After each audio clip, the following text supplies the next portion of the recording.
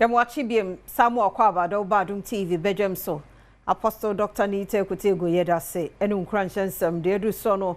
Badwam kase ansam no obeti bi enie ya kire owura bi sane mpena bewu e wone dem sansami eni nsem bi na anopai yede bro Adom TV Badwam kase ukọ Facebook /Adom TV Extra Go TV 119 DSTV 280 ko YouTube na search Adom TV Tube kwa adomonline.com and semini sembebre so ewo ho Majoy Trish on tadi kama fefe baako ene shemi Frederick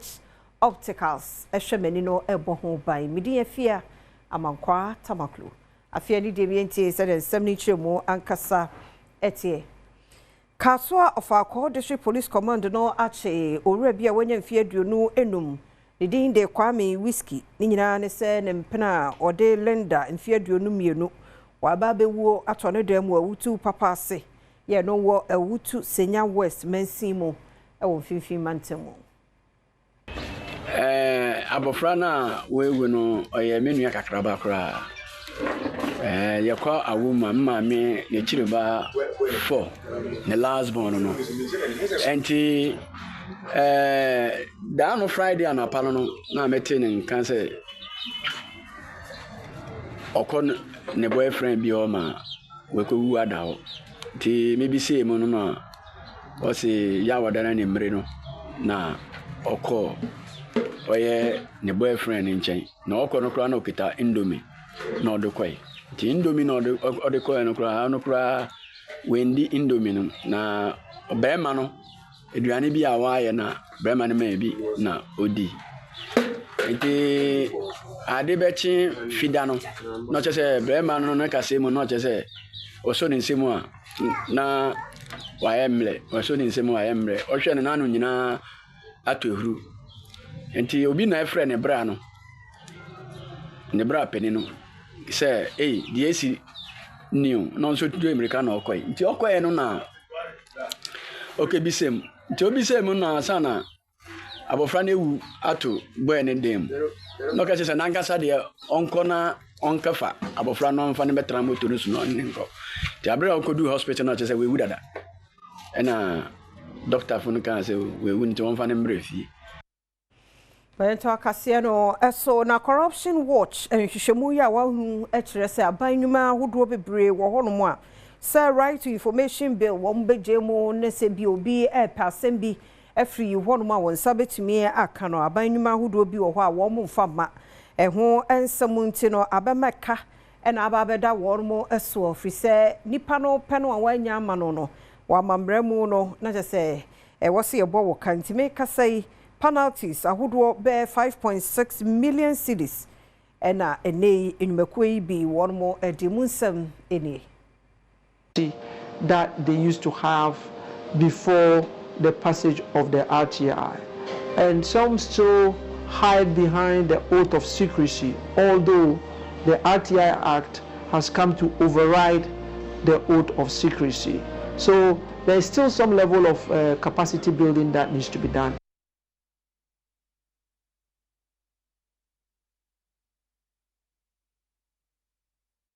Facha yempa se ekoba no sa miento akase no eso kase ahodo mu no sansem no yebese siso ebiemu na Chief Executive Officer ma Northern Electricity Distribution Company Netco ene ne wo kase wo se won hyehyɛ pa ya wo de to fomu ntino eka bi anka bre bi atwamu yanka wo mo ebo no ene sa aka ni nyina no atumi aba efom emu nsa woni Adom TV kase atwaso. This year, we have been able to push, and comparatively, the losses are coming down. And it's because of some measures we have put in place. And one of them is the fact that we get up early in the morning by 5:30 to go and monitor our meters. And as you go and monitor at that time, those who did the illegal connection in the night will be sleeping. And so we go and take the evidence, and later in the day, we go and present the evidence to them, and then we take them through the process we have to take them through. That is helping our losses to come down. The loss figure we have now compared to last year or last 2 years is far lower. So it means that that exercise is making greater impact as far as distribution losses is concerned. We want to appeal to everybody to give us a helping hand, support what we are doing. We are not harassing anybody. If you haven't bypassed your meter, we don't come to your house. We have nothing to do with you. Ghana Water Limited in Pedifon so na wadwuma ye 4 du mienu ene wabo wonoma sensen fi se womo hyehyɛ kyire ene nsuo mu kronobo womo eka ho bi kwajemensa brampa ene eye head of marketing ma Ghana Water Limited Christopher Bufa edi nkomo yi yenye nipa be se du mienu, that is 12 of our own staff and as yenia yenkofo a yetu omo ka bosome omuka ho bi na aboa masa customers edi adwuma no ewusa no enipa dumienu no igusu a ebi mo ha fe ne yehwehwe omu ensem mu ebi mo ha customers no ba omu bo omudini se nipa we na mema ni sikama ne yes adwuma we maame omu aso ye frɛ ombusa mo mu dudu na omu antimi anyi omu ho amfiri mo gitu mu se enokre so omu ne customers na ye dwumadi bi sa enu nti no umuda so nam asotwen kwa no nhihye mu se de ya aban adwuma ne nti yentimi nkopre kopɛ sɛ obi ayi se nti eyi ne di ɛho hyehyɛ ɛda hɔ a ɛsɛ yɛfa so pɛpɛɛpɛ ekoduru na wie ne ho nkrata nyinaa ɛwɔ hɔ ɔsan so tuado de sɛ hwɛ dame nkrɔfo yi a wɔn adwumayɛfo ne bi wɔn wedi dame kanane a wabɔ modena waakyenyim a wabɔ nkodo a wɔhwɛ nyim dɛ sika a wɔde wotua no obotua ma aban na wɔn a wɔntumi ntua no was wa komrenyim mamra onyewenezi adwuma na senche kura mefanse bosumi mu ani na enso no yenye nipa bese ohane9 that enkono that is 109 yenye omo ye involve in sa adwumadi ahodo a essay ye adwuma na ema adwuma no enkoso no 4 million ye ekadodo a ya bo nipa na omo aba no eka yedi ama omuso mu metua no nyina ka mo na 4.4 million kojo mensa abrampa na mansebo Ekwoma ya womoka Pharmaceutical Society of Ghana ho na efra ban se illegal mining no aban fanenensi formo pa na ha wonmo a local pharmaceutical companies no wo my Ghana mo womo 2025 annual general meeting ya one more year okay post no de sansemi etudwa illegal small scale mining and its accompanying environmental devastation is undeniably affecting the healthcare of many individuals. Waterways contaminated with mercury and cyanide, lead, copper, and various heavy metals. I want a paramount chief the more traditional area or Sabari Mark with Seattle or Tosumi no because I would immediately know as say and so edit to abay any must say. The government therefore pledges to create more opportunities for the recruitment, training and deployment of pharmacists across the health system so that no community is left behind. Nukrakra no emfimfi mantem no so afo eduamo eko ochi panyi obegina mampani anemu so kasa wodumedi no asedi sansem we see etudwa. We cannot gather here to talk about health and ignore the ongoing devastation caused by Galamsey. These illegal mining operations are not just destroying our lands and water bodies. They are compromising the health of generations. The destruction of our lands and the water bodies through illegal mining is no longer only an environmental crisis, it is a health emergency. Adom TV Badwam kase na obi so hwe no na Ghana Education Service mpanifo ehunu video bi na monten eso a efa Ora Charles akwasi edu ye oya assistant headmaster academic ma KNUST Senior High School a oni osuani baabi eye ohunu se ntwe ye enti no ya twe no esinchen kakra. Ghana Education Service and Eden Krataba Beto Montinso, which is say, Casafonibi and Amabontinso, you say, Charles Akwesi Edua or no a assistant headmaster academics, the Maki and UST Senior High School, or who say, Uni Usiani baby AD, Agrubia, and Yade say, Efaquemo. Na se beye, na Ishumu, a sefatabi to me, Akosunti, and ne washes say, assistant headmaster academics, see one for Nejuma, and to one more, na Shumu would be a say it to me, Ekosono, and Koso, a ho, and Ghana Education Service, a day, eto. Ghana manfo nyina sanso so kibiom fo awofo na esuafo nyina enemo se wono egunhwehwemu so dendenden na afenso asotwe bia wo ho edema assistant headmaster yi na afi wosuani no wono bohwe na wode ama wono ewo senior Ghana Education Service wono code of conduct no ekire we na nkrata no ewie Ghana Education Service edi to just say wono guso ekura wongidi mu se obebo emofra ho ban ewo nsuku awodo mu ne senti wono ekasetia sa kasafoni ya enam abontinso a wono hu se assistant Headmaster Academics, Edema University Senior High School, Charles Kwesi Edu, Ayeno, one more ensuso Quembia Eso, Sakrate Free Ghana Education Service, Ebai, Head of Public Relations, Daniel Fenyinsa, and Eshasier. Ejadifoni adishye ya wabu santase runabout, edekwa hojo runabout ho extra bino se kwina wo ye wonhwa no wanya no ho. No jano ho wan toaso anwia ebe ha dwen wo mo so pa ebi ni Adom kase etoaso e kwan yentum kase yenti mamunye kwano dabi esa ne mpegana nkoso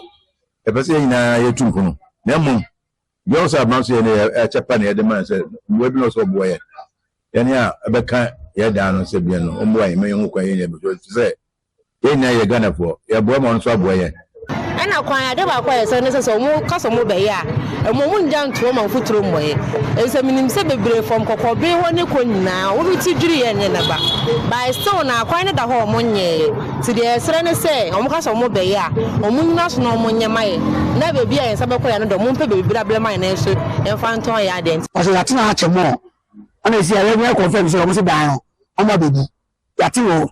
FM so ba wo me kan bi an kire and if you ask me, we want to and person so much more about the tier dia. Eso my compensation dia dia. See am person we don pay me so mama baby am kwai so na kwai fa. Community say system na bai. Minimi kuno ni mi na ti ase. Enyi na ha na ye didi. Ana omo ba ba tue. Ente omo nhwe na omo pa bibi maye. Me may insianti many amber pie to me. Many may I wear say between a bit. Near in there say in your baby cacra near to me, they are shifty up, baby. I have a pet, and you may be a nediation collect. Yatwa Casiano aso dia iso toy nano memende tremu me wi achire efa bofro kumanfie anso na fri sa memenda no a bepem na make say won ye ne on betumi bia ye hunu ba bia inso ne twe akra no ede ne kro ye ne ko mehwe ni mu sanke ye beto so nanso ene no wontumi enye esan mamre binti wo maye ne se kina emu nsam Adom kase eto so